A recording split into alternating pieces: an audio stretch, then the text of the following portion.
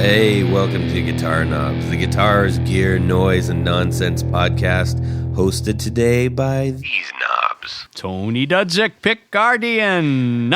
That was the weakest one I've ever heard. Oh, no, I've done it much weaker. No. You like Hey, everybody, it's me, Todd Novak. Welcome to the Guitar Knobs podcast. We're thrilled to death that you're listening to our show. Yes.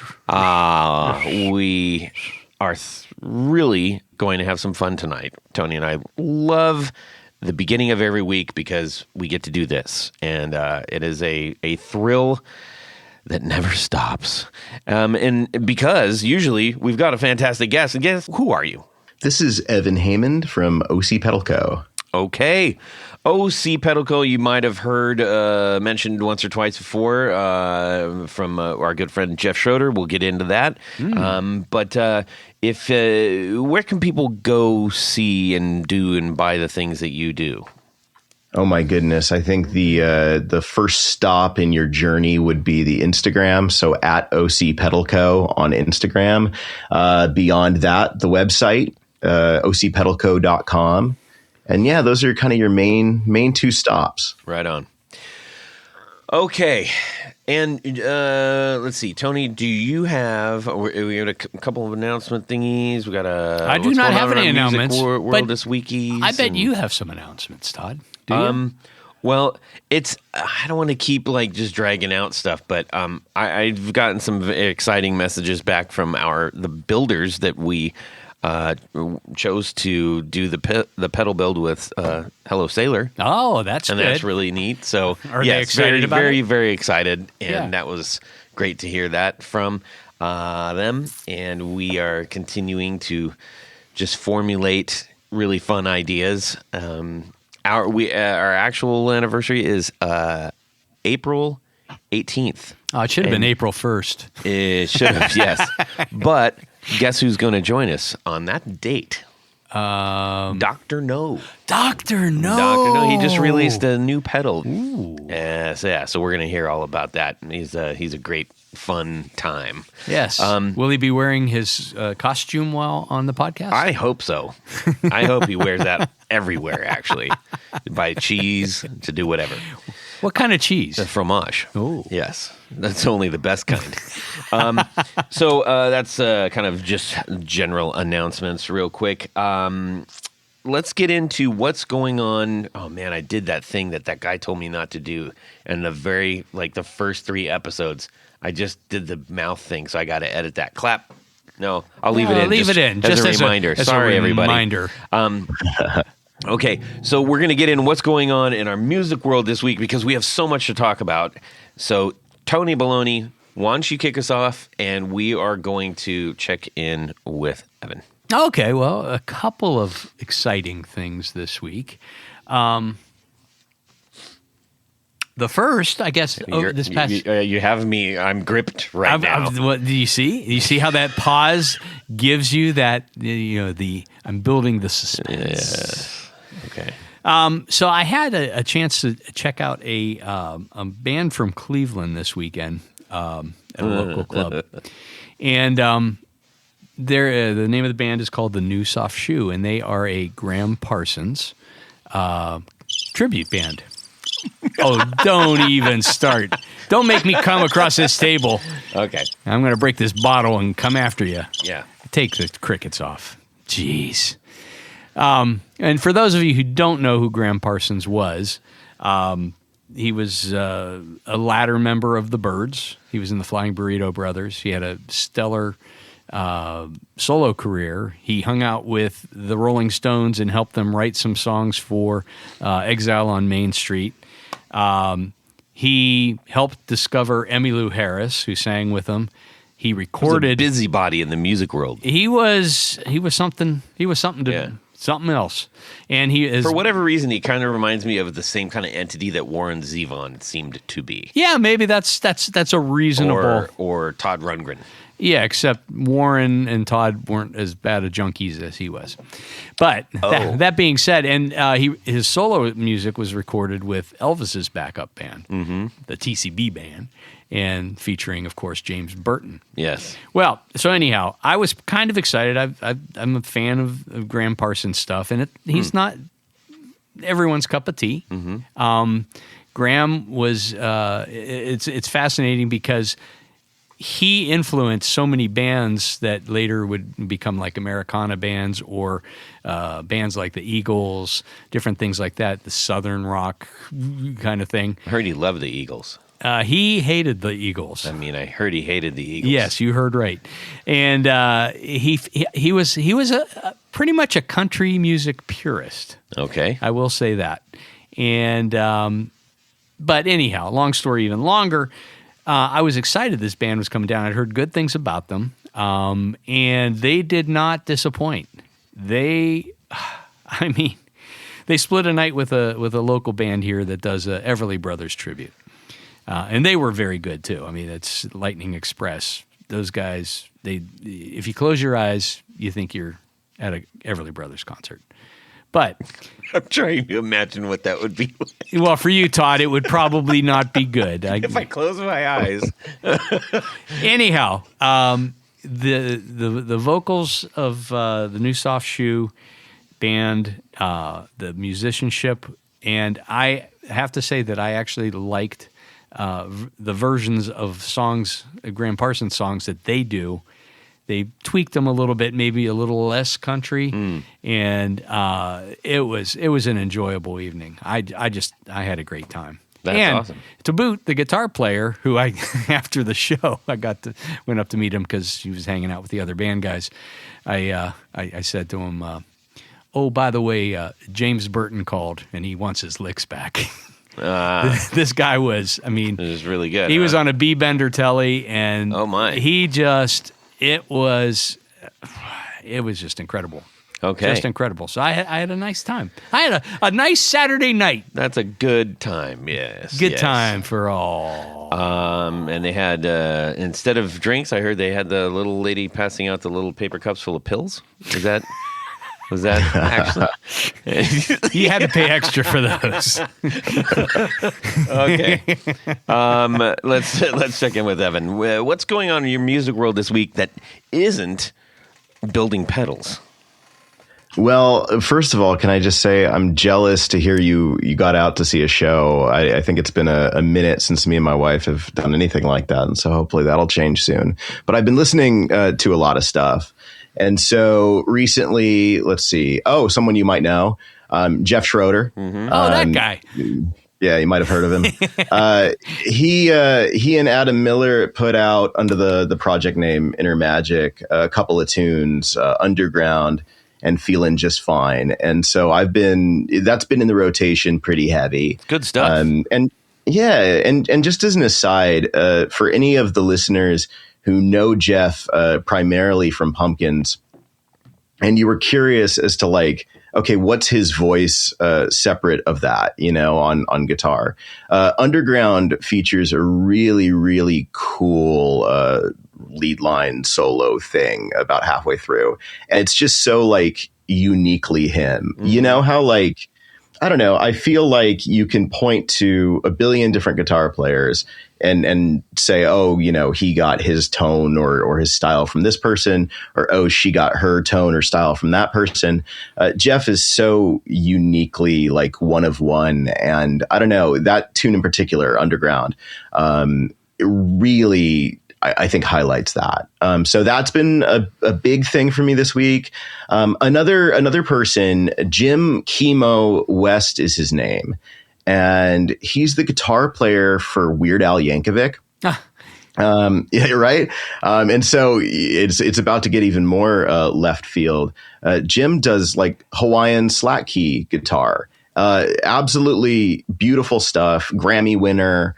Amazing guitar player. But I've been listening to this stuff while I've been hiking around the house. And I've spent so much money on therapy.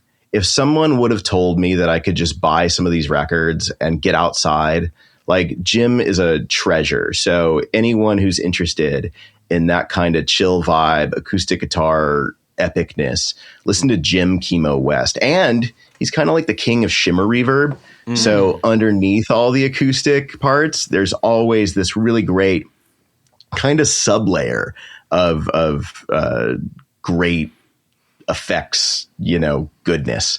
And then this one, the final one is kind of embarrassing, to be honest, not because the music is embarrassing, but because I'm embarrassed to have not discovered it sooner. I'm like 34 years old, and I just started listening to Deftones. Oh, yeah. And my goodness, tunes like Cherry Waves, Entombed, and then on the new record, what's the song? Infinite Source. Like there's nothing better than a good Chino Moreno scream, or shout or whatever. It's like Heavier Cure or something. And so that's a great way to put it. That is, it's like right? if the Cure was high desert. Mm-hmm. For sure. And low OC. Yeah. 100%. Yeah. That's cool. But that's my world right now. Is Drew still teching for Deftones? Yeah. I talked with him when I was out in Arizona. He's also doing he mostly with Shinedown. Shinedown, that's right. He still does the Deftones stuff. Nice. Hey Drew. So Evan, you were talking about the Jeff Solo stuff, and the first time that I kind of heard what he was like outside of that was in Night Dreamer. Yeah. And they got a song called Another Life. Mm-hmm. And the thing that I appreciated, and I remember calling him and telling him because I thought, okay, here he goes. He's just going to go and it's going to be real big. And it wasn't. But it was some of the most choiceful notes ever strung together. I was like, holy cow. The amount of, I guess, not restraint's not the right word, but the amount of knowing what the feel should be for that was just perfect. It's always super tasteful, right? And then I was talking to him recently about the fact that like he also has this mastery or this control of delay. Mm-hmm. I feel like delay can get away from some people. Whereas with him, that he's like, I don't know, it's like you're safe in his arms, right? Because he's always in control, not only of the notes and making these great choices, but also in terms of that effects layer. He's never washing it out unless he intends to. Yeah. And then it's always well done. So yeah, I can't say enough good things. I'm trying to erase the vision I just had in my head of Jeff sitting there holding Tony in his arms. I feel like that should be the new cover of the podcast. I like that idea. Yeah. We can both be in our gold lame jackets. Yes. Anyways, okay. Well, that was super cool and interesting, and we have hopefully everybody's got a handful more things to go listen to. Yeah. Yeah. Oh, Todd, what about you? Oh, well, in the now hopefully ending saga of what I've been up to in my band, we locked down somebody that I think is going to work out really great. Oh, cool. We got a new bass player. I think that only took a week, whereas before it took almost a year. Yeah, so I was going to say. I'm like, yay! And nice. He's a super nice guy. He's been in a bunch of bands around here, and onward and upward. And the cool thing is, for those who have been listening for a long time, and maybe even our patrons of the show, two of the gigs that we got coming up are with my friend Matt Hart. Oh, wow. Also, one of our supporters. His band Never Knew, a very prolific band. He kind of has they kind of have the guided by voices mentality of like, put out a song every single day kind of like thing. Maybe not every single day, but every single hour. He's got a lot. And no, I think it might be Matt every week or every month. I'm not kidding. Matt is our poet emeritus, right? He is, yes. He's a poet. And he knows it. Yes, very nice. So, yes, big relief. Very happy we have our momentum back, and we are going to start crushing it again. We're very happy. Have you ever considered having two bass players? No. Do you know how hard it is to find one? I don't know if you've been listening. Oh, dear. Anyways, well, why don't we get on with the rest of the stuff? Okay. In doing so, I will say... Yes. That I had a great conversation with Marco from Tour Gear. Yes. Marco! And they put out something What? that is very interesting, and I think we're going to get on to check out and maybe even, go forward on and stuff. So. Oh, that's very cool. Yes. And he runs Tour Gear, which we all know is... Would that be the same as Tour Gear Designs? Tour Gear Designs. Okay. Patch cables. Yes. They're awesome. You've heard us talk about them in a whole bunch. And at one point or another, if you haven't, you will go to the website. Mm-hmm. You will load up your cart. You will put all the different sizes and all the different configurations. Is this a subliminal thing that you're doing right now? Okay. You will hit the pay button, and at that point, you will get the code area for the box. You get the box with the code. And the box says, hey, put a code in, save some money. What is it, Tony? The guitar knob's all lowercase, all one word. And what are you saving? You are saving an extra 15%. And what are you going to get? You're going to get a bunch of cool cables. You're going to get a big smile on your face when that package arrives because these are flat, small profile.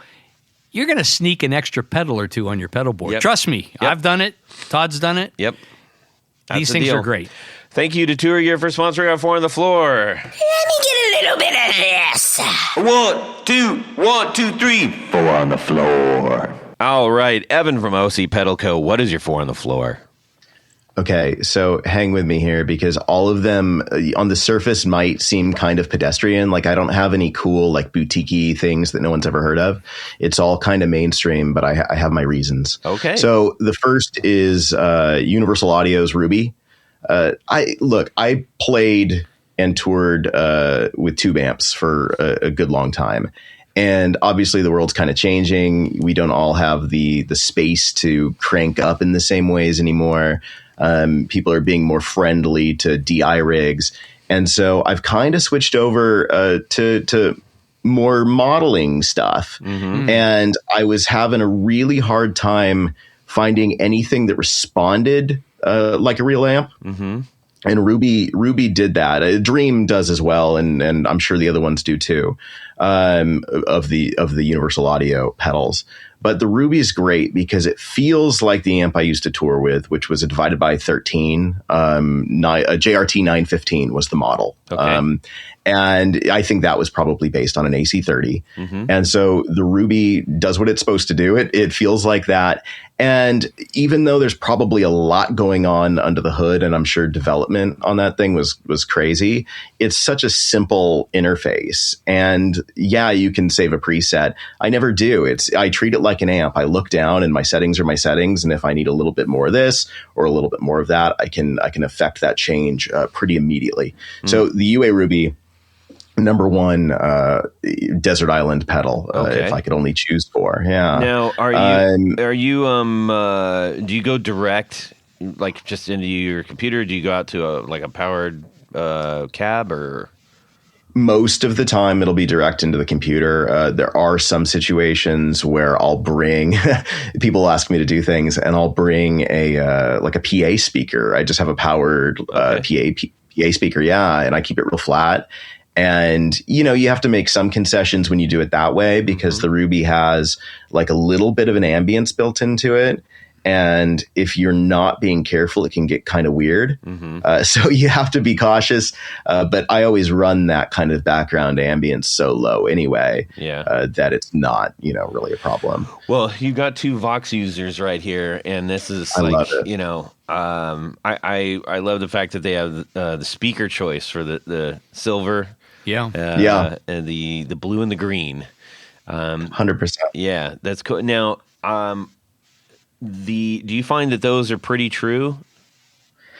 Here's the thing. Amps, guitars, we have our idea of what they're supposed to sound like, right? Mm-hmm. We know what a Strat sounds like. We know what an AC30 sounds like. Yeah.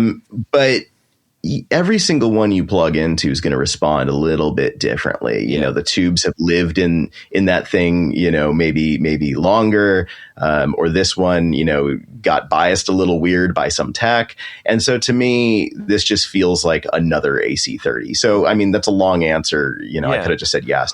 Well, but I want to sit here for just a second because I think when we come across these kind of pedals, If it's not, recently we had been talking about the Valton GP5, and I was like, wow, this is just amazing because I can go right into my phone. I can record directly to my phone from this, and it sounds. I mean, the amps sound like the amps. I don't know comparative to this or anything, but it pleased enough to just be able to practice and write with. But what is the ideal use case scenario for a pedal like this that doesn't have all the speakers or all the speaker cabs and all the preset, the crazy amounts of presets and the effects and everything else? To me, it comes down to one major factor, and that's response. I have a bunch of modelers. I don't want to name any, because I'm about to throw them under the bus. But they don't respond to things like the volume knob very well. I like my amps fairly gritty. Yeah. And I've always cleaned them up by, dropping the volume pot, maybe down to 5. And it's still compressed enough and it's still gritty enough, but it reads as clean. It's kind of sparkly. And then you obviously crank into it and it compresses and kind of stays the same volume, but gets heavier sounding. And I've never found, or I hadn't found up until this point, a modeler that could hang with those volume adjustments. And I get weird about this stuff. Like I want to find, volume pots that have like a, plus or minus 1% tolerance. I can really feel, it's like your car. I can feel when it's not driving right. Mm-hmm. And the Ruby just drives right to me. Cool. Now I noticed on the back, not unlike that Valton I was talking about, it has the USB-C out. Mm-hmm. Have you tried to go directly into your phone with that? I never have done that. No, just for like writing purposes, it's like you're like, oh man, I got a great thing. My rig stuff is not always hooked up to my computer, and so like a lot of times I'm just playing. I'm like, oh, and I can either stop and go set everything up, or I can grab my phone really quick and just jam it in there, and it records to voicemail, or not voicemail. I mean, records to just your voice app. Yeah, it's funny for somebody that I consider myself on the younger side still, and I consider myself fairly technologically savvy. My wife makes fun of me. I'm dumb when it comes to using anything like that. Either dumb or just like I don't want to learn or something. That's and so fair. For me, it's very like hardcore. I'll open voice memos and I'll, try and get something in there and it's all distorted and terrible. But now that you're mentioning it and bringing it up, I think maybe I should give it a shot. You should try it. Yeah. And let me know what happens, because that was like, when I tried that, I was like, well, it's a USB-C and then my phone's a USB-C. And I'm like, why wouldn't that work? And when it did, like I did a little jig because I was like, problem solved. This is awesome. Serious unlock. Yeah. Big time. Okay, let's go moving on to number 2. Yeah, so that was number 1. Number 2 is the Line 6 DL4. The old school, giant, massive green Line 6 DL4. Mm-hmm. And hear me out. Obviously, this thing was pretty state of the art when it came out. I think I bought one in like 2007, and it was fantastic. In today's world, I think people might struggle to find a use for it. I mean, when there are all these amazing, pristine, high quality delay and reverb algorithms, why would you reach for that? But I actually really love the DL4 for the ease of use. Right, you have the 3 presets and the tap tempo, and it's just right there. You're not having to kind of navigate through all these things, and saving things is really easy. But the lo-fi-ness of that particular delay in today's world sounds so cool going into the front end of something like the Ruby. And then after the Ruby, I can put something really pristine like my third selection, which is the Source Audio Collider. Okay. Yeah. Let's see. Why don't you tell us about that? That'll make it easy. How about that for a transition? Well, look at that. The Source Audio Collider is I sound like I'm doing an ad. The Source Audio Collider is magic. It sounds like the most pristine studio quality delays and reverbs you can get your hand on a board, you know? And so I have friends that they show up to gigs with these spaceships of a rig. Mm-hmm. And I find that this thing gives me that same level of quality mm-hmm. in a much smaller, more accessible, a lot less likely to go down footprint. And, you know, everyone knows that you don't want to have troubleshooting issues when you're trying to play or record or, you know, whatever. Right. And it functions very similarly to some of the more high-tech stuff in that you can plug it into the computer and really like mess with parameters. But again, in my laziness or inability or whatever it is, I never do that. I can dial in the reverb half because it's kind of split into halves. I can dial in the reverb half, the delay half, use the little toggle switch to lock those. So even if I bump a knob, which I do, it's not going to shift or change. And I just go to town. It works really, really well. Yeah. Parameters is like a little town in Nebraska that nobody ever wants to visit for a lot of people. Right. That's right. Yeah. But this is cool too because it's delay and reverb, and quite a few options. On the delay side. On the delay side, you have digital, analog, tape, reverse, oil can. And on the... Isn't that what the Tin Man said? The reverbs. It's room, hall, true spring, plate, shimmer, E-dome? E-dome? That was my nickname in high school. I don't know what E-dome is, but all right. And swell, which is good, I guess. Anyways, moving on. Get me out of this. Fourth. I got a fourth. Number four. That'll move us on. Okay. This is like a weird sleeper pedal, but I love it. It looks like this terrible little Amazon pedal. Like if you saw it, you'd be like, who's using that? It's the Moleko Vibrato. It's this tiny little, it's not we do all of our pedals in the 125B enclosures. These are the really kind of small enclosures. I have no idea the number size, but it looks cheap. It looks not great. I'm sorry. That's probably mean of me. But you plug in and it delivers everything you want from a vibrato and more in that like the rate can go super high. And back in the day, I would listen to this band called Edna Swap, which to bring it into the modern times, Rusty Anderson, who plays guitar for Paul McCartney now, that was his band back in the 90s. And there's a lot of vibrato on those Edna Swap records.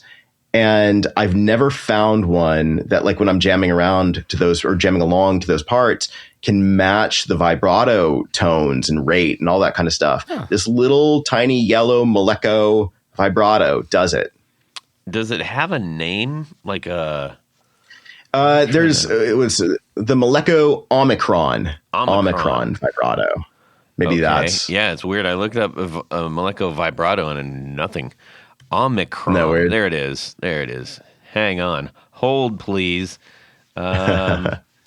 Okay. The Omicron 2000. Yeah, I understand what you're saying. It does kind of have that. It said like the Dan Electro boxes. More kind of K-line kind of thing. Yeah. It does not instill confidence visually. Yes. Isn't it sad when you pick up a pedal and you're like, eh. It's like food awesome, though, right? But it's like, yeah. It's like if it looks gross, I'm not going to eat it, you know? And so same thing here.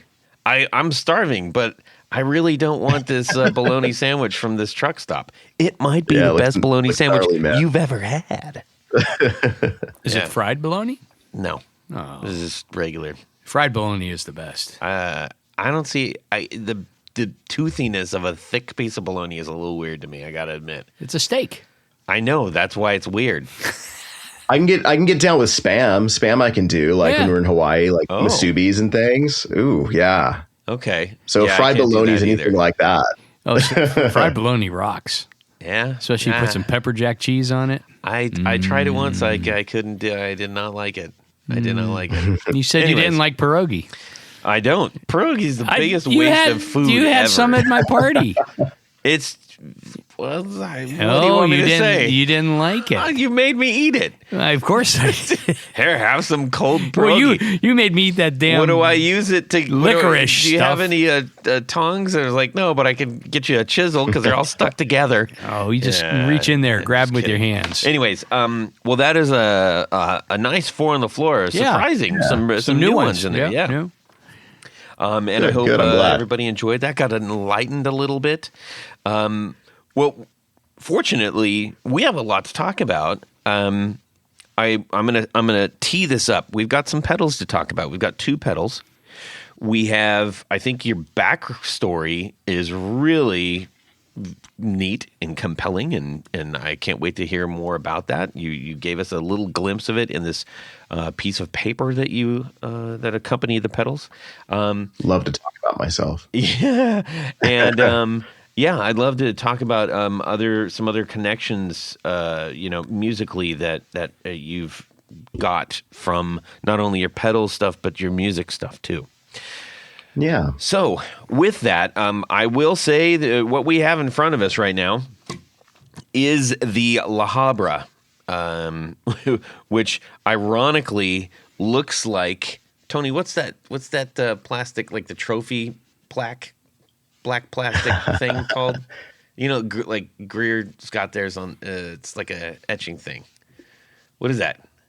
Like engraved? Plastic engraver etcher thing? Etcher thing, yeah. You know what etcher I'm thing is saying. the technical It's term. like the industrial, placard thing. Plaque maker. A plaque maker, yes. And so it looks like it's purposely supposed to look like a plaque, but yet there's no plaque on here, which I thought was kind of ironic.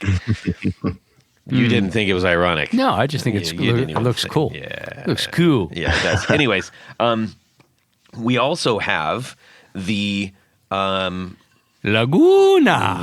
Beach, yes. And this is I saw that and I mentioned it on our on the opening, the unboxing thing that we did. That's where I went to school. I went to school at Laguna College of Art and Design, and so I was like, "Yay, Laguna!" So, ta-da! How long were you out here? 4 years? Was it all 4 years? Oh, no, I grew up there. I left in 2006. Oh, did you? Yeah. Nice. He was Oh, very forced to cool. leave. Yeah, They kicked you out? Yeah. Yes, I saw the writing on the wall as soon as I started a family, and then it was the height of the housing situation. Oh, boy. And I was like, we got to get out of here. Yeah. No, that's real. Yeah, but I grew up there, born in Long Beach, lived in Huntington, and very cool. Costa Mesa and Tustin and Orange, and yeah, So all the spots. All the spots. Very cool. all the good places, man. Nice. Yes, so that was kind of near and dear to my heart, and the good thing is it sounds great. So we have these to talk about. Yes. And why don't we split the diff here? Okay. Okay, we'll talk about one pedal, then we'll talk about some backstory, then we'll finish with the other pedal. Okay, which one do you want to go do first? Well, let's start with the La Habra. Okay. Yes, now La Habra, for those who don't know, is a town in SoCal. Yes. Is it? I guess it's bigger than a town. I mean, it's not like a township where there's like one gas station or something. It's fairly large. And this was introduced to us by our aforementioned pal Jeff Schroeder. So why don't you tell us what's so cool about the La Habra? Well, I mean, number one, I think anything I do is great, and I have a massive ego. And so just, pump the brakes if I get carried away here. If you're not going to shell it, nobody else will, I guess so, right? It's an endearing quality. I was chatting with Jeff. He had the Buena Park Boost, our first pedal, and had gotten a chance to play around with it. And then he asked me to do like a custom build for him. And it was very DOD, like vintage DOD 250 centric. And so I spent a lot of time getting that to a point where I'm like, okay, this can stand up next to a vintage DoD 250. Yeah. And delivered it to him. I think he dug it. But then, like any mad scientist human, I was sitting there with the circuit still on the breadboard, and I started kind of playing with that idea of, okay, well, what if I were to tear this all apart and make my own thing out of it? And, not to get too into the weeds on the technical side of things, but you start kind of changing the way things get biased. You start switching in and out the different op amp configurations. You start playing around with different like potentiometer values. And before you know it, it doesn't resemble a DoD 250 anymore. And that's kind of what the La Habra is. It's still like an overdrive, but I think it's a little heavier than that, especially when you play like I do, which is in the stacking pedals kind of mode. If you go from a lower gain overdrive and then you add something like this on top of it, you can get into some pretty gnarly territory. It's unique, I suppose, in that it doesn't have a gain knob, but that was just a practical thing. When it had the gain knob on it, I couldn't get a good sound anywhere else. And I'm like, oh, this just has to stay, wide open, which back to the 250 of it all, I think Yngwie is the same way. I think he always dimed those pedals. And so I think I think it tracks that's how it would kind of end its evolution. And now it's a shiny plaque. Isn't that weird where there's just some pedals that that's what I find with fuzz faces. I'm like, why are we starting anywhere below where it sounds awesome?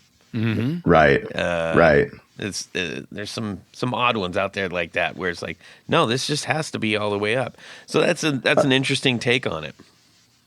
Yeah, and I speaking of that or adding to that, I love the idea of intentionally not giving a player the choice. I think we're so focused on the parameters, with everything. But I don't know, like back in the day, when I was like first buying gear, I always found less parameters to be more creatively empowering. The idea is basically if you plug into it and you like it, great. It can kind of be that magic box thing that we all think of. If you don't like it, tough, get something different. But yeah, I love hopefully contributing to that idea of get the gear out of the way and just play and get a result. Yeah. I mean, there's a lot of interesting, I guess, thinking that goes into, maybe subconscious thinking when you are setting something up and you're like, okay, if I do this, I'm going to drop the tone on this, but the tone going into this is kind of high. Where should I be? Like you can really start to get to the point where you're like, you know what? I don't even care. And you're either going to play it and be happy or futz around with things too often, too much. Yeah. And if everything has a slew of parameters, there's something about that almost creates like a homogenized kind of thing because you're not going with a singular element and just everything just sort of melts into, I think this sounds good. I agree with that. And then, to take it one step further, we've all done that thing where we're working on something in Pro Tools or Cubase or whatever you use, and you've been messing around with the parameters and you realize the thing's been bypassed the entire time. It's like, I don't know, at a certain point we do things just to do them, it makes us feel like we're doing something. And then we end up never releasing anything or, sharing the piece of work that we're working on. And I don't know, again, if I can be a contributor to the whole idea of the music's the important thing, I'll have done my job. Yeah. There's also an interesting element that is like the false promise of function, which has like this weird inherent false value too. Like, and then if you flip it under and you switch this thing and blah blah blah, then it turns into a whole different pedal. Right. That's cool. Well- for certain things, that's helpful. Yeah.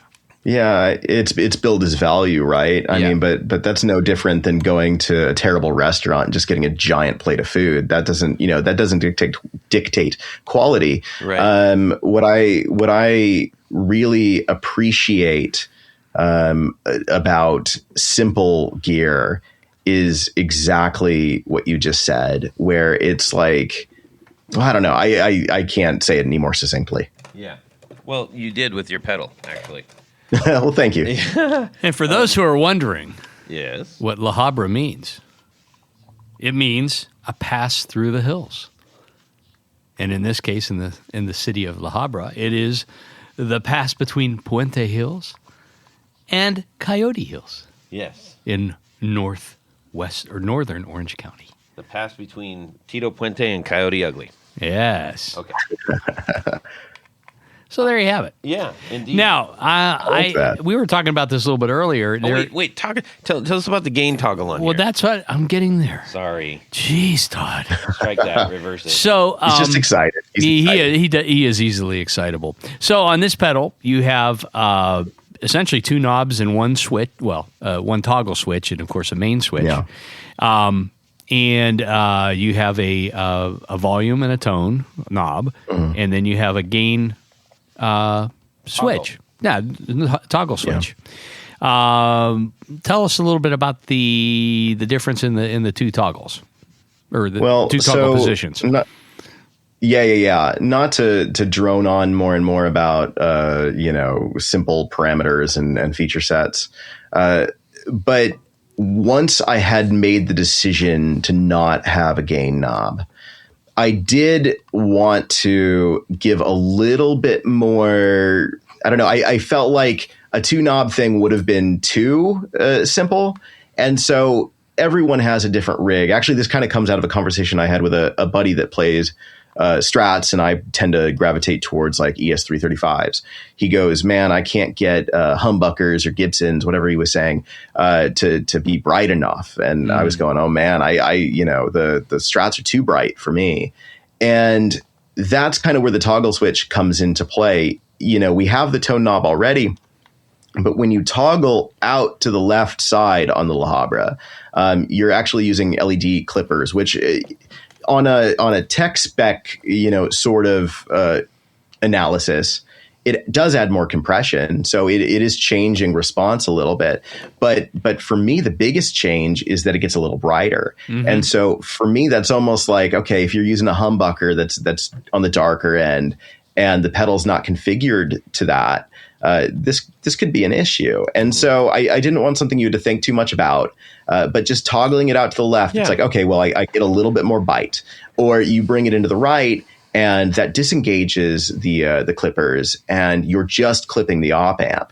That tends to be, just as heavy and just as useful, but a little bit darker. Again, despite the tone knob, it's a little bit darker. Mm-hmm. And to me, that sounds great with like my Telecaster. And so that's what's happening there. Yeah. Yeah. That's what when I was Or if you want to make it sound just a little bit heavier, It's like, that's right. But that's, I tried it both with single coil and humbucker, and there is definitely a brightness change in that position. Now I ran this one as we talked a little bit earlier. For me, and I don't like super heavy distortion, but the settings that worked well for me were the switch to the right, the tone at noon, and the volume around 9 o'clock. And I just tried to get like unity gain with the pedal on and off. And that sound, I ran it through the Vox and it sounded fantastic. Good. I'm glad. Yeah. And that's, I when you turn it up, the volume side of it, of course, it starts to, really go into Clipville, but that's okay. Yeah. And then for some people, that might be the sound that they're going for. But I thought it was just kind of useful as it sat here. It's interesting that it was based on the DoD pedal because it to me has kind of a more vintagey 80s, 90s pedal tone tonality to it, and I like the function of it too. That's That's. I mean, sometimes some of the things we get in that have so many toggles and knobs and bells and whistles and things. Yeah. I get confused. Yeah. But now, Evan, you said you're a fan of stacking. I think you're in the right house for that. What are some combos that you like yourself that maybe people could pick up on?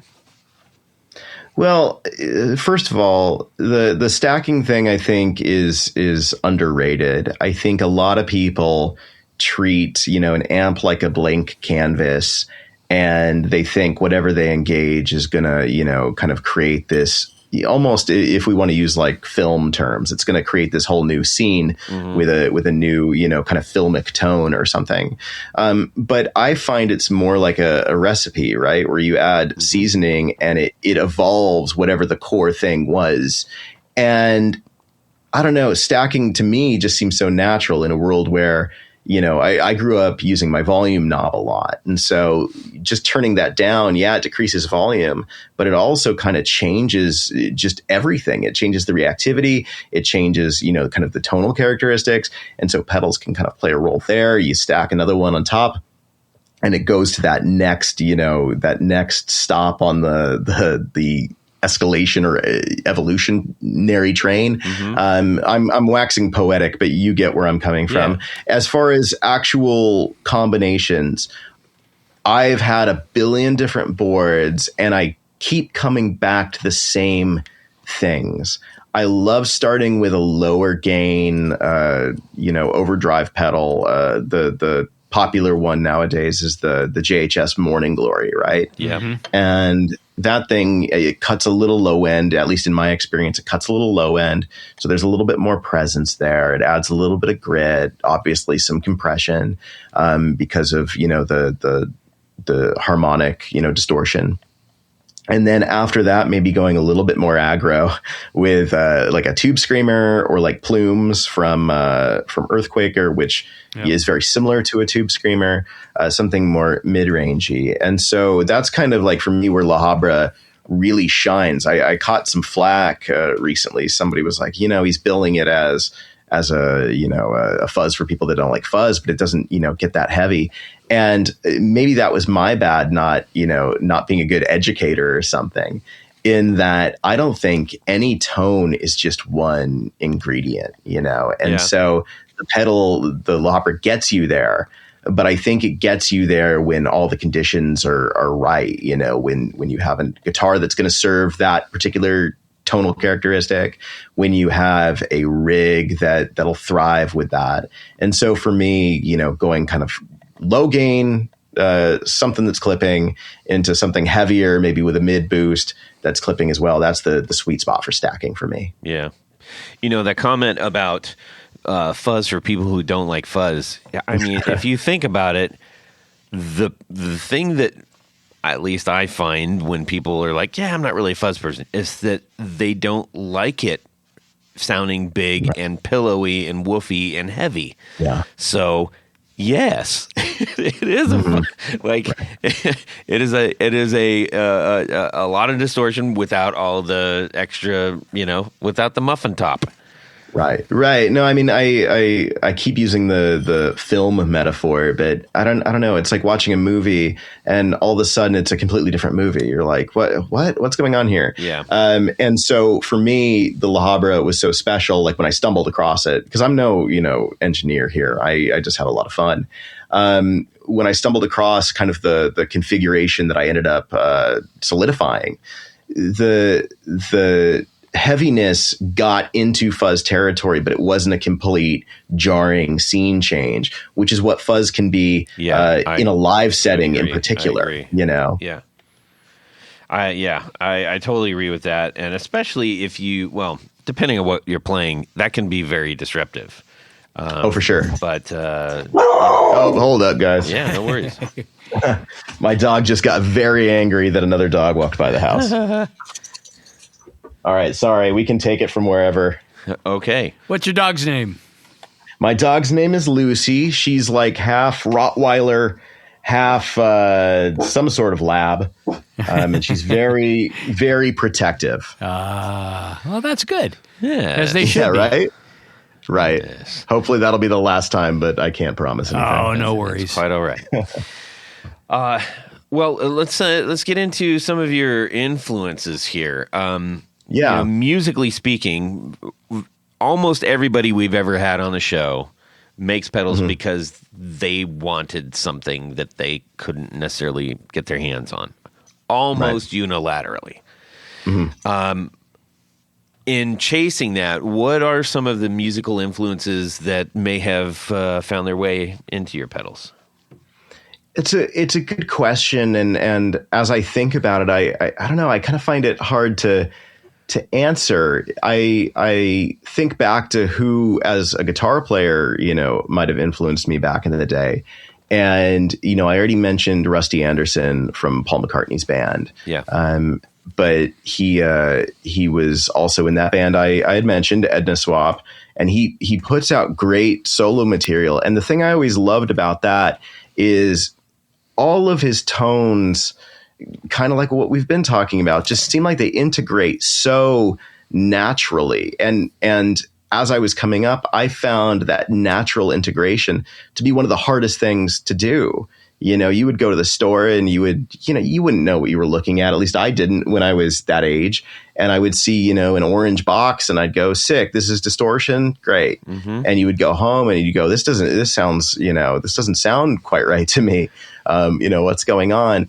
And so that basic, tonal profile just was so hard to achieve for so long that I guess when I started building, I really, really wanted to do things that got you there quicker.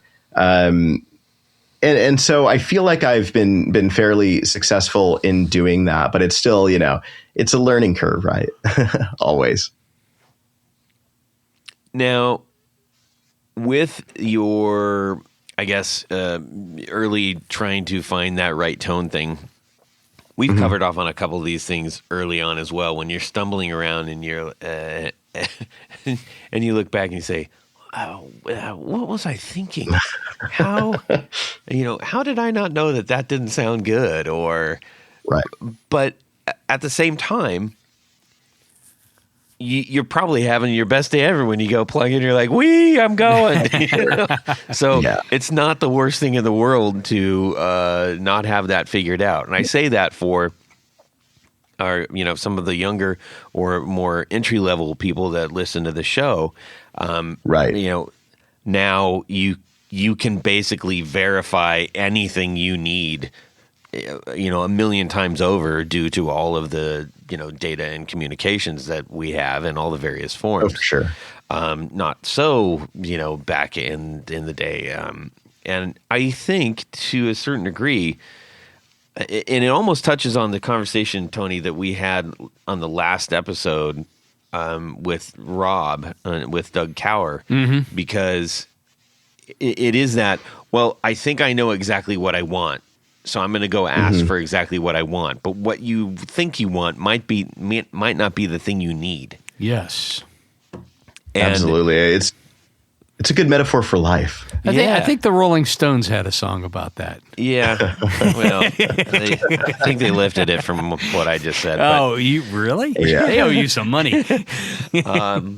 But all that is to say is that there is merit in exploration, dumb exploration, blind exploration, if you will. Yeah. Well, sometimes you stumble onto something that turns out to be the thing that you wanted after all. Yeah, exactly. And if you didn't stumble, well, then you would have never gotten there. Yeah. 100%. I mean, and not to get too heady or too real or whatever, but that kind of is the disservice that, we as a society have kind of done for young people, right? With the lack of regulation on social media and all this kind of stuff, where it's like, I wish more people were out living their life and having these experiences, whether they be real life experiences, meeting people and deciding who they do or don't want to be in a relationship with, whether that be romantic or friendships or work. And same for guitar pedals and guitars and all the fun stuff, right? Yeah. Where it's like you don't know what you like until you get out there and live a real life, not some, internet facsimile of that. Yeah. Now, I quickly unscrewed the back of the pedal because what we're talking about, I was like, wait a minute, you put that on the back of the pedal. It says, on the PCB, it says, the future's not set. There's no fate but what we make for ourselves. Yeah. Oh, yeah. Now, is that attributed to somebody? Is that coming out of your big That brain? is a Terminator 2 quote. on each pedal, sneak in movie quotes, film quotes. I love it. And so the back of the La Habra, that's the Terminator 2 thing that I can't remember who says it, Sarah Connor to John Connor, and then he repeats it throughout the movie. On the newer pedal, which we'll get to in a minute, it's more hidden. So if you open the back, you won't see it. But on the back of the PCB, there's a big long Blade Runner quote. So it's always like a fun little thing. The future's not. Yes, it absolutely is. You have no idea. That is why I'm here. It's very much set. Run. It'll be set until Terminator 7 comes out. Yeah. Oh, sorry for my bad Arnold there, but I just had to that was go with pretty it. solid. I felt like I was on with him. Yeah. You are idiots. I keep telling you. I love it. Yeah. Well, why don't we talk about? Well, hang on a second. whoa. Remember our plan? The sandwich. We're having. we're the doing a OC pedal sandwich. Oh, that's right. I'm sorry. So you gave us some really interesting things to about yourself. You're help us out. Help us better understand your musical journey and how you kind of got to where you are. Yeah, it's probably pretty similar to a lot of people's, right? Where it starts very. I don't think so. local. I think you're way overshooting that. Maybe it just feels, like the way it goes or something. But I grew up obviously in Orange County, California, so Southern California. And you're very kind of close to everything here. People talk about how in today's day and age, proximity to locations doesn't really matter. We're all interconnected, and it's great that we are so interconnected. But I'll fight people tooth and nail that being in certain places at certain times is a must if you want to kind of do certain things. And so for me, I can't begin to express how lucky I feel to have grown up here. You play in these little clubs, you do the pay for play thing, or like you'll remember Chain Reaction, which just recently closed in Anaheim. And, these were kind of the places I would gig, with my like high school bands for my childhood. And then, come college time, life starts getting a lot more real and you got to make a choice. And I did school. My parents were like, you're going to college. But I could not have gotten out of there fast enough. And touring, was the next stop. And so I did everything I could to start touring, and probably dangerously so. Like I went on like Craigslist auditions. So they'd be like, right. It is a miracle I'm not in a trunk somewhere.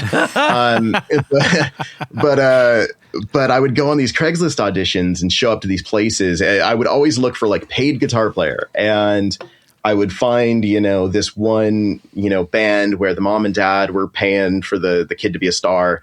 And I would get a gig, doing that for a little while. Or somebody would see me do one of those and say, hey, I record, or I work with this other band. Do you maybe want to come do that? And throughout that process, I've been very, very lucky to have done some cool things. And the touring got a little bit bigger, never huge or anything. But I wound up playing with Jack Russell and his version of Great White, because he had some health issues and took a lot of time away from Great White. And then he came back and was ready to do a thing. And it's funny, my guitar teacher from when I was a kid ended up getting the lead guitar player gig. Oh, wow. And Yeah. And so he knew obviously that I was trying to get as many experiences as possible. And, God bless him. He thought of me immediately. I get this frantic phone call one day going like, hey, I'm working with this guy, pretty big band. He named the band. He goes, come help him move. And I'm like, what? Help him move? Like, it was the most like rinky dink request I think I've ever received in my life. And I did. I showed up and helped Jack move. It wasn't a house move like I had initially thought. I helped Jack move a bunch of CDs from his old manager, who he had just fired, I guess, from his old manager's house to his boat where he was living at the time in Redondo Beach. Were balaclavas involved in this at all? Oh, you know what? So much weirdness. So much weirdness. I could By go on move, for, do you for mean? days. Was there any move. any Visqueen involved? Oh, it was a party. But I helped with that, the move, and it was one of those things where I think my guitar teacher's idea at the time, Robbie Lochner, who had also played for like Rob Halford and stuff. His master plan was, okay, just be around the people, be present, because we're looking for someone to fill in at all these shows that the other, like the rhythm guitar player, couldn't make. Yeah. And so I'm like, okay, cool. And it did lead to a couple cool things. Jack announced like a comeback show or whatever. And we did like a pre-NAMM comeback show for him, which was great. And I thought it was going to be a 1 or 2 gig sort of thing and done.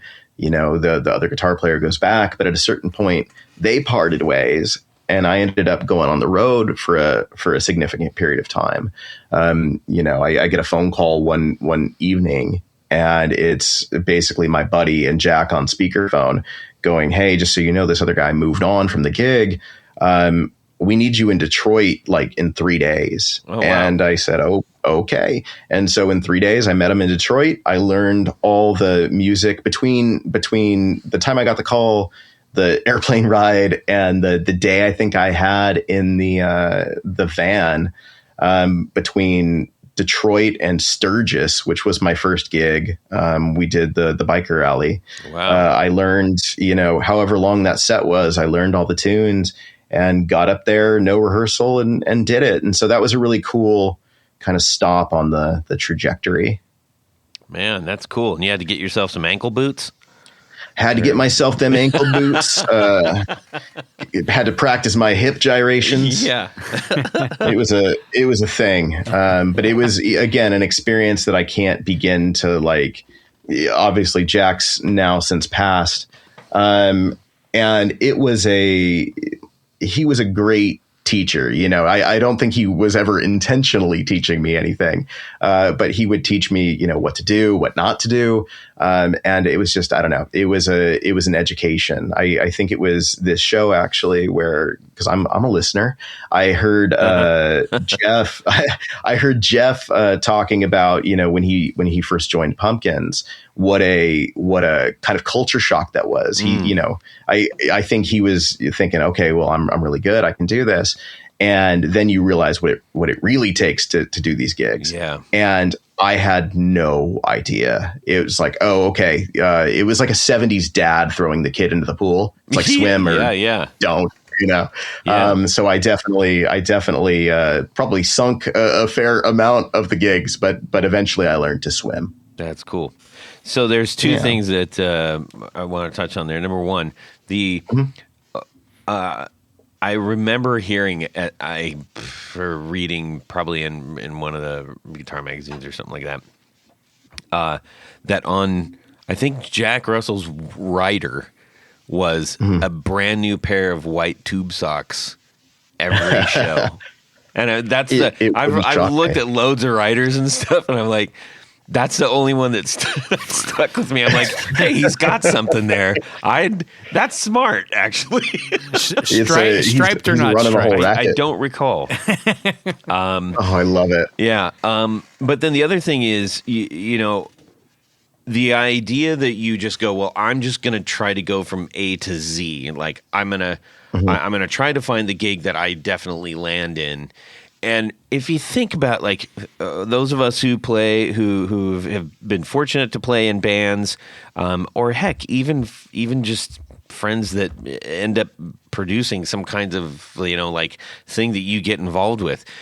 Yeah. People want to be with people that they enjoy being with. Period. End of story. And it's very, very difficult to pull somebody into something that you care an awful lot about, having just gone through this with a bass player, that you care an awful lot about, and that it's paramount that you're able to vibe on the same level and not just go like, cool, I'm glad you can play the bass really well. Right.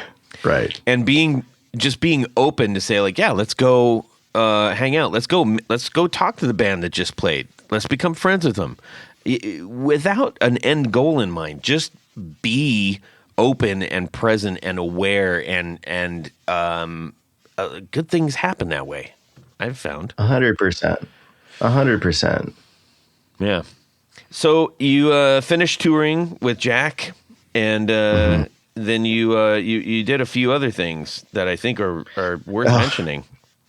Yeah, so that it's funny that you mentioned like people getting along and the hang and stuff, because I think that gig as educational as it was showed me that at least at that level I don't think I could hang with touring. I don't think that's my calling, because it was not easy. You're in such close quarters with so many different personalities.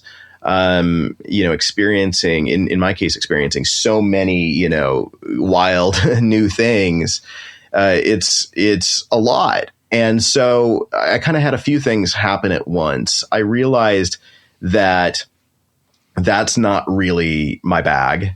And I also realized that I am a little bit more of a homemaker or a nester than I think I ever cared to admit. And so I got married shortly after I had a kid, and it kind of became like, okay, well, how do I still, because I'm so selfish. I'm like, how do I do what I love to do and figure out a way for that to, pay some bills? And it really became about marrying a rich wife. I mean, I did that, but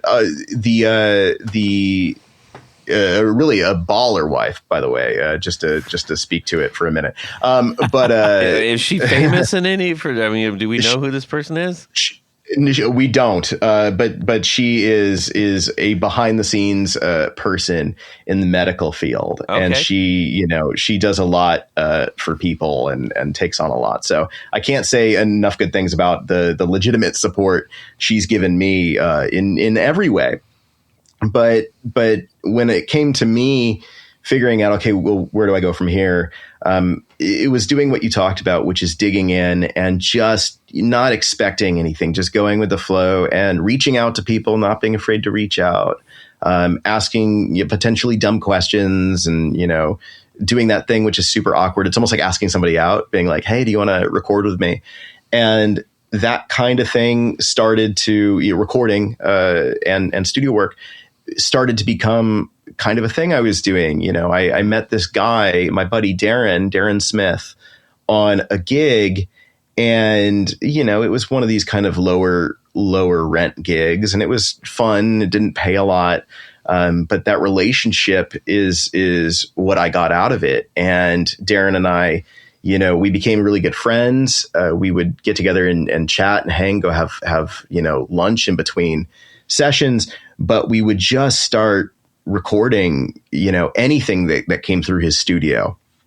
And so I remember doing, I don't know if it ever came out. I didn't get anything for it. If it did, a Collie Buddz record. So it was like, reggae stuff. I remember a bunch of Disney Channel stuff, coming across the desk that, didn't end up happening, or at least didn't end up happening in the way that we thought it was going to happen. And then we got on to that TV show, American Pickers. And for those who don't know American Pickers, it's the thing that's on at your grandparents' house right now. Yes. Yeah, it never stops running, which is good. It Good for starts me. right after Shawshank and ends before Gladiator. That's right. But it's constantly rolling, and they needed music for it. And the way that kind of thing typically works is that it's what we call, library music, where the company, Discovery in this case, goes to History Channel via Discovery, goes to some music library and says, okay, we'll cut a contract with you, and we'll be able to use all of this music in your catalog for our show, like instrumental stuff underneath dialogue and underneath, cars driving down the road. And I got really lucky in that it technically was a library gig, but there were only like a handful of composing teams working on it. So we would get, a couple of what are called cues, song placements per episode. And then as time went on, because it was, years, I would get more and more and more. And it's gotten to a point where, I never go in to record any new stuff, after a decade of having done it. And I'm still getting new cue sheets for, this episode and that episode. A really rewarding thing in terms of the education of going in and tracking, but then also nice to have a check show up every now and again. So what is a cue sheet for those who have, or like, I don't know what you're talking about? Enlighten us. Yeah, so a cue sheet applies to both film and television. In a film, it's a little bit more, at least I've found it to be a little bit more detailed, where, the beginning of the movie, this time till this time is this piece of music. In a movie sense, it's always the same composer, right? Somebody gets brought on to do the whole film. And that first cue, the first piece of music that stretches from X time to X time, should feel this way and feel that way. It eventually gets titled. In film, it's like 1M5. It's all done in numbers. Okay. That's the piece of music. In our world, in TV world, they go, okay, we need, for the first 30 seconds of the show, we need Tom Petty adjacent, electric guitar. Mm-hmm. And so like a dancing monkey, we do Tom Petty adjacent, guitar, and hope that they find it usable. And, thank God they must have. And so if you look at one of these sheets, it'll be the first 30 seconds is us. The next 30 seconds is this other, duo, composer group. The 30 seconds after that, these sheets get really densely populated. And the reason it's formulated into an actual, sheet of paper, now PDF file, is so that we can all, get paid. Everything can kind of be kept track of. But yeah, that's a cue sheet. Got it. So everybody's probably thinking of scenarios like I am. So they say, all right, in this scene, Colt Seaver came back and figured out that Heather Thomas got snatched out of the jacuzzi, and now he's got to go figure out how to get her, but he doesn't know where to start. 100%. 100%. Yeah. And so in film, it's a nice long, I wouldn't say luxurious, but far more luxurious than what I ever got, process where a composer gets brought in to what's called a spotting session. And they look at the piece of film, and the director goes, okay, I want music right then when that happens. Mm-hmm. And so people make notes on the exact time. Yeah. Composer goes away, composes a piece of music to it. Once the music is finished and approved, then it's locked in the cue sheet. Yeah. It's fun stuff. I've had the pleasure of doing that a handful of times, and not as the player, but the person who's requesting for whatever, commercial or video bit we're doing. And it can be a really fun, creative exercise. For sure. When you have to put something together that essentially wakes up and aligns with something that you're seeing. Pretty fun. Yeah, and I'm sure composers and musicians loved you too because you speak the language. That's always the hard thing. A lot of people in a position of, in a producerial position or directorial position, they don't necessarily have the musical vocabulary. So you have to kind of be a good therapist or interpreter. And so when somebody speaks the actual language of music, it's a lot easier to get to a result. It's quicker. Yeah. So that's awesome. One of the ones that I recall having a great conversation with, and it's more when you have to jam, when you got the Tom Petty adjacent kind of thing. Mm-hmm. It was too big to articulate with just such a broad stroke.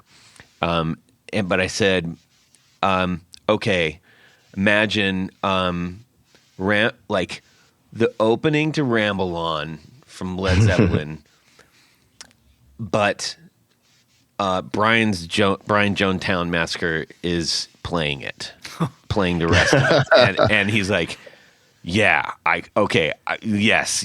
and then it completely translates. Like, oh my god, that worked. Isn't that great though when it comes together? Yeah, it's pretty fun. Speaking of when things come together, you have another thing that you made come together here. This is the Laguna Beach OC Pedal Co. pedalizer, also known as the Laguna. The Laguna, yes. Well, yeah, it just says Laguna Beach, so that if anybody knows that on the actual pedal. Yes. Now, you dubbed this as a reverb, I believe. Yes. And I told Tony, do you remember what I told you? You said, you will like this or else. I did, but I also said, it says it's a reverb, but it feels kind of like a combination of a reverb and a delay. Yeah, but not so much of both, just a kiss of both. Right. Yeah. Right. Yeah, it's funny, and it definitely is more pronounced. Like if you get percussive, it leans far more into delay territory. Yeah. Whereas if you're playing more legato stuff or these kind of beautiful minor seventh chords with like a whammy bar or something, it's like, okay, well that kind of, it drenches. What it really is this module on the inside, without again being too nerdy. Mm-hmm. There's this module on the inside that I'm just kind of allowing to shine. It's comprised of different delay chips. And it really is a slap delay at its core with a really kind of long, luxurious decay time. Mm-hmm. And for my money, it does that thing that we're always, or at least I'm always trying to achieve, which is to have the ambience, but not have the ambience cover up what it is you're actually doing.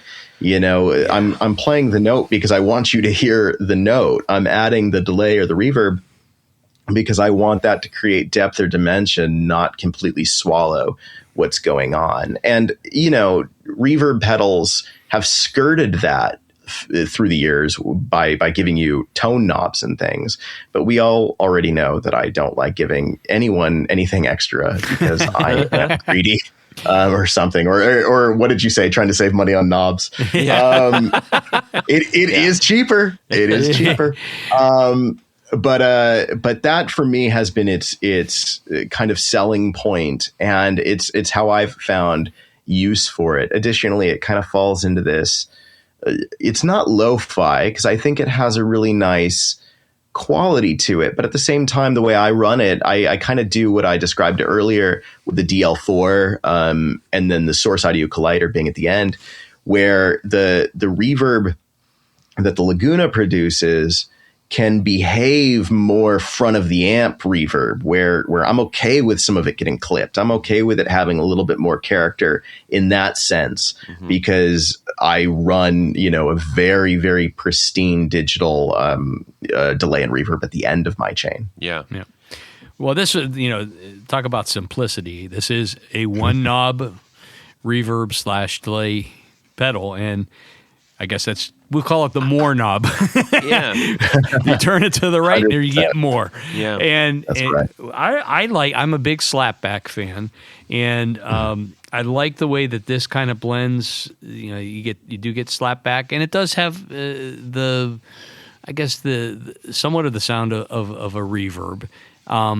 Surprisingly, it wasn't as dirty as I thought it was going to be. Okay. I sometimes on some of my other reverb pedals and things that I've used, there's a little more grit in the reverb side of it, but it's a beautiful sounding pedal. Yeah. And I think I like simple things too. And we talked about that on the other things. But I think this is really cool. And you can get, I mean, it's not exactly like a like a Fender amp reverb, but I don't think it was meant to be either. Yeah. No. To me, I almost think that this is mislabeled. I got to be honest, because if you now, I understand if you said it feels like it lets it breathe. I felt it let like my signal breathe a little bit, and it had just like you just kind of open the windows a little bit. I like that. And we'll call it an ambiator. Yeah. Well, see if you say ambience, then it's like all the things that just hang around and don't go away. But it's like a openizer. Oh, an openizer. Yeah, an openizer. But if you said, "Oh, this is an openizer," like nobody would be like, "What the hell's that?" I don't know. No, I think calling it a reverb is a fair description, but it's more it's a different sounding reverb. But the reason I say that is because whenever you have like if I got a reverb or if I have a delay, not unlike what we talked about earlier, you're going to agonize over like, well, I need to have this one mixed in. The tails are just a little bit too long, and then you're blah blah blah blah blah blah blah. And you put this, you click it, you just turn it up a little bit. You're like, damn, that just sounds. Yeah. It sounds like it's just a little bit more alive. It's got a little bit of room, a little bit more forgiving. I'm not focused on what kind of reverb is this, what kind of delay is this. Is there shimmer? Is there slapping? Yeah. Blah blah blah blah blah. Well, that's what I did. I plugged into my Jag and I played Mr. Moto, and that was perfect. Okay. It sounded great. Love it. I was very pleasantly surprised by this. Yeah. Oh, good. Yeah. Good. Yeah. Again, simplicity is not always it's not always, I think, what we expect in guitar world. And so to have something that does something with such little finesse can almost feel counterintuitive, but I'm glad that it kind of sat in this really nice, airy, which is what I'm hearing from you, kind of space. Yeah, without it, and that's the thing. It's like even saying it's airy. Now you can get there, but so for a long time I had a Keeley Caverns that I just had barely had on reverb and barely had on the delay because I didn't want it to sound like I was running reverb. I'm doing in my music. I'm doing too many things, and it's like kind of sharp, and it's got heavy attack, but I still want the ring out of it as well. Right.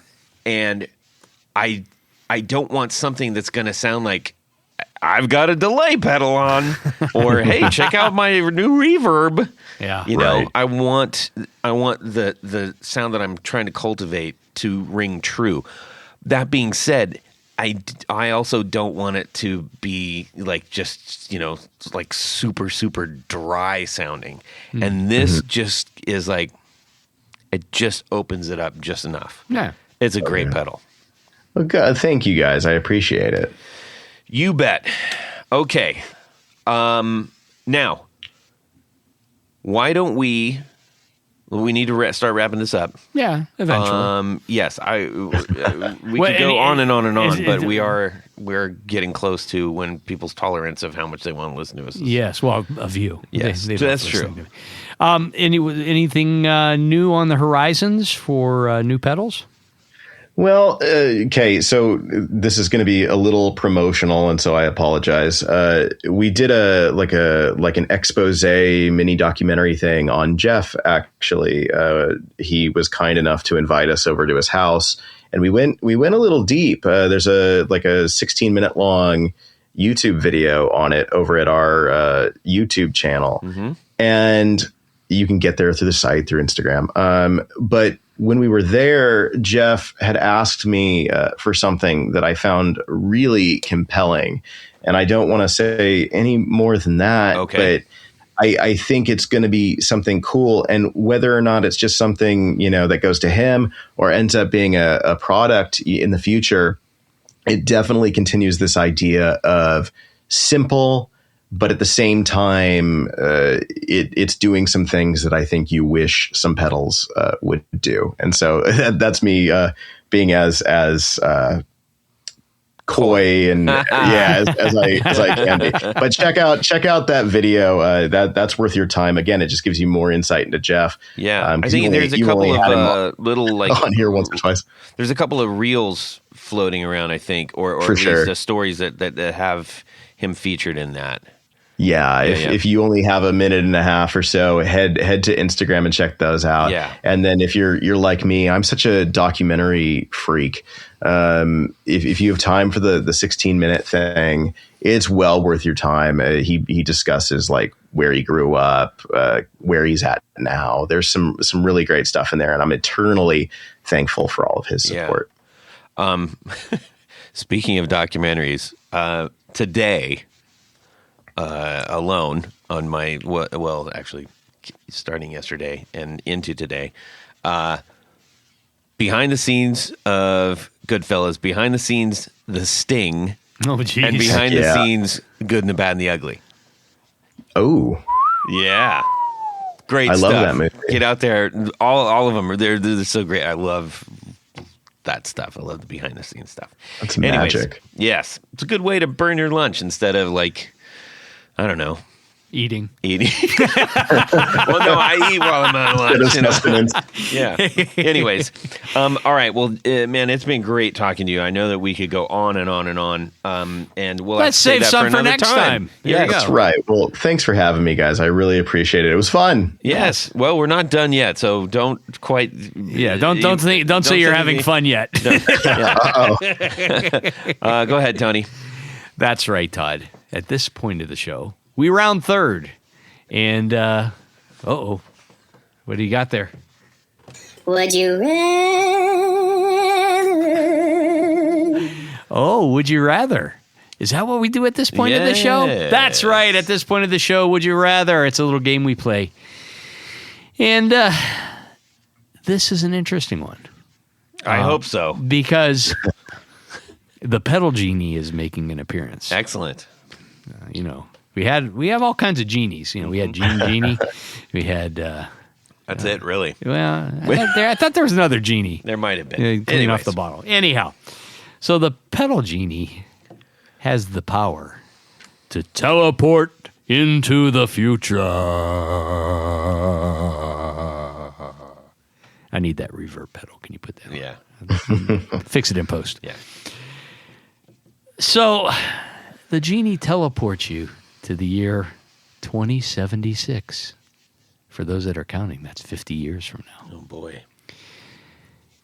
Musicians have a connection chip built in that connects via fork beard.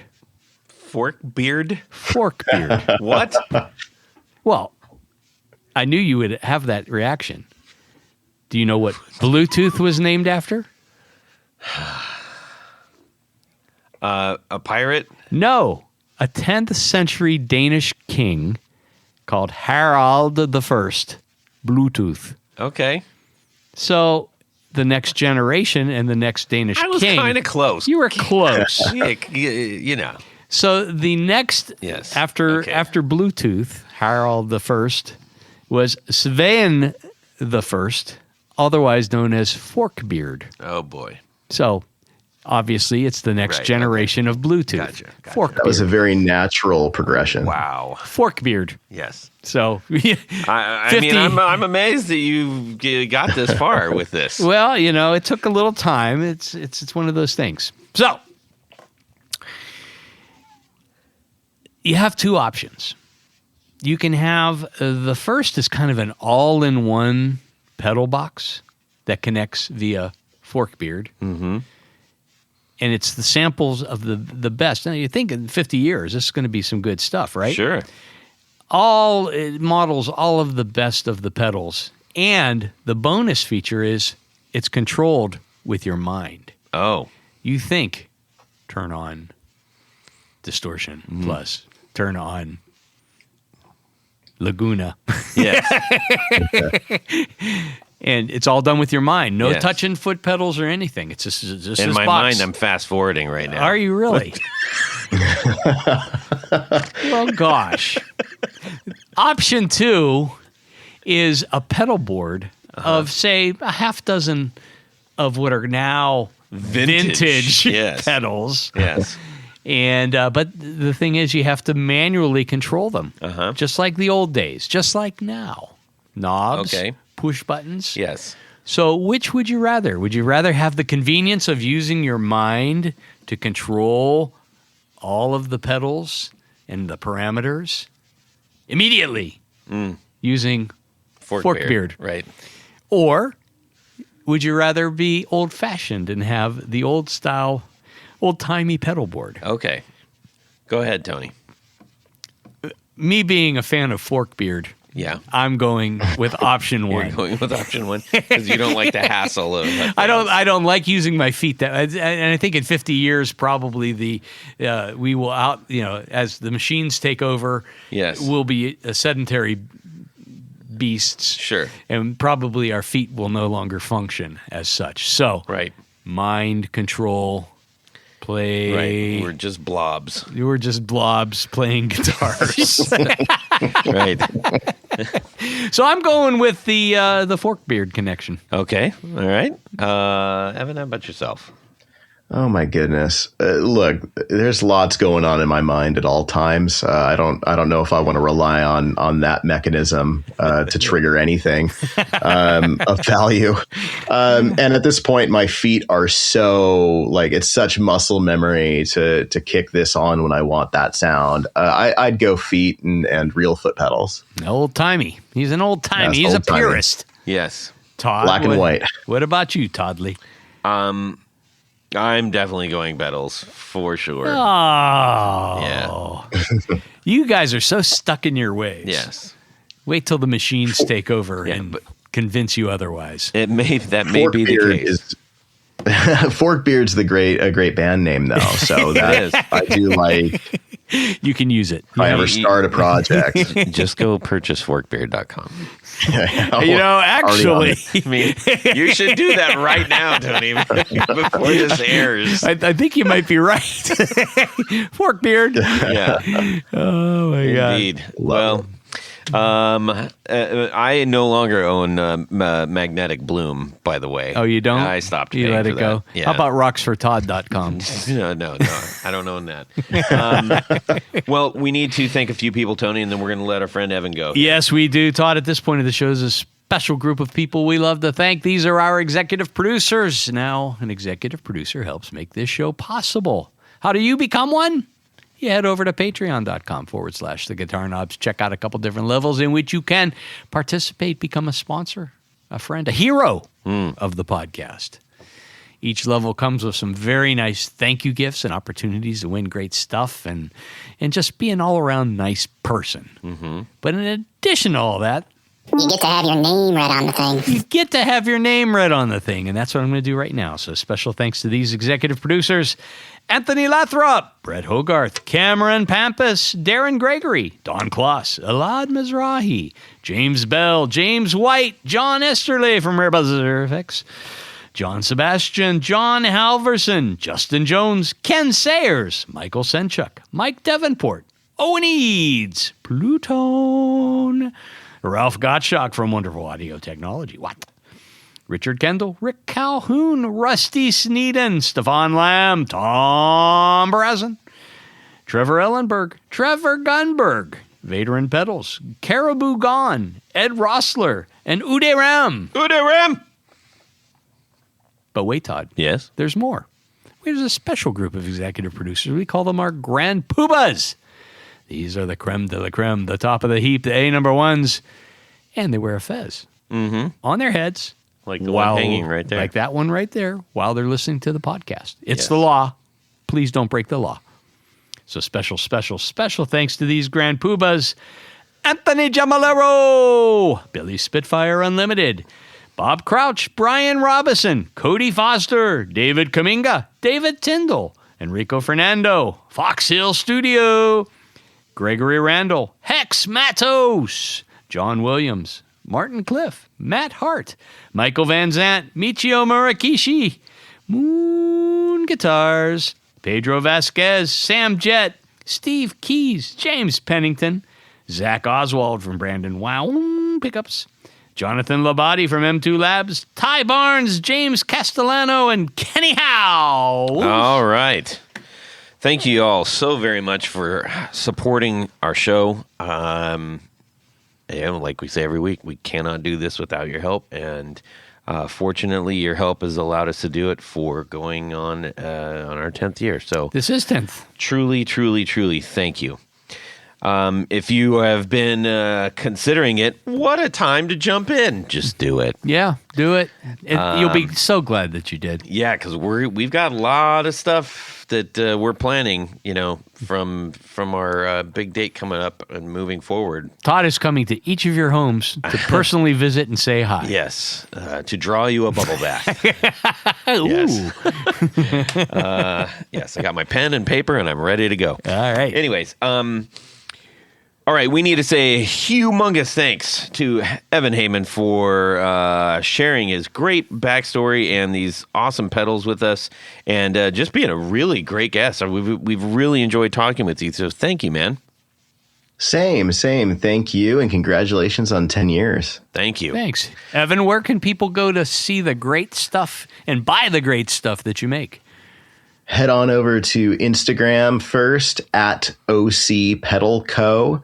And then on the website at www.ocpedalco.com. Nice. Perfecto. Tony, Yes. about yourself. Oh, well, you can go over to pickguardian.com and check out the things that I do. What do? I make custom pick guards for guitars. How do you get one? Well, it's quite simple. You shoot me an email. Let me know what you need, what you're trying to do, what guitar you got, what material you want, what pickups you're using, all that stuff. I'll make something special for you. As Todd likes to say, it's your opportunity to make your guitar even more yours. Correct the mundo. You can shoot me a DM on Instagram at Guitar Knobs. We'd love to hear from you. Yes. Share with us whatever you would like to share. How about A recipe. How about Your dog's name. How about Your favorite pedal. How about Your kind of guitar you're playing. How about or would you rather? Some terrible thing. I don't know. Yeah, but would you rather? Yeah, let's get us, please. Please, I implore you, get us some would you rathers. All right, we are going to catch up with you guys next week. We hope you've enjoyed this. Have a fantastic guitar week and subscribe. Let me get my cans on. Get your cans on. Reaching for my cans. Where's my cans? The Laguna. I liked it. You know what I like? Well, we can talk more about Yes, this on that's the what the thing. show's for, I know, Tony. but I'm just Wait a I'm minute. I'm trying to get the question answered prior to. We Tony just walked in and I was setting up. I got to. He's got to go drop a deuce. No. There you go. We all have our routine. He gets nervous right before the podcast. I don't know if you've ever had a chance to listen to the show. If you haven't, that's totally okay. Not offended. Oh, I have. Oh, you have.